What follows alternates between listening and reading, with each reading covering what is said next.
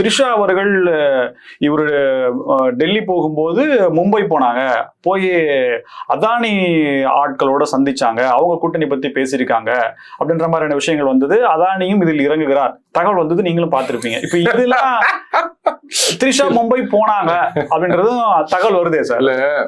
ஒரு காலத்துல பாத்தீங்கன்னா யாராவது ஒரு அரசியல் தலைவர் டெல்லி போனார்னா உடனே அமித்ஷாவை சந்திக்கிறாரா ரகசியமாக. இப்பவும் அப்படிதான் ஓடினுதுன்னு வச்சுக்கோங்களேன்.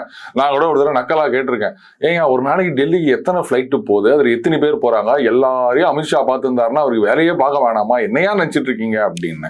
மும்பை போனாருன்னா உடனே அவர் சம்பாதிச்சு. ஏன் மும்பையில வந்து அம்பானியை சந்திக்க முடியாதா? அதானியை மட்டும்தான் சந்திக்கணுமா? வேற யாருமே இல்லையாங்க? அதானி ஆளும் பாஜகவில் எடுக்கக்கூடிய உயர் வர்க்கத்துக்கு நெருக்கமானவர். அப்படியா? அப்ப இத்தனை வருஷமா ராகுல் வந்து அம்பானி அதானி தான் சொல்லியிருந்தாரு. இப்ப ஏன் அம்பானியை விட்டு போட்டீங்க, அதானியை மட்டும் பிடிச்சின்னு இருக்கிறீங்க? ஏதாவது லாஜிக் வேணும்ல.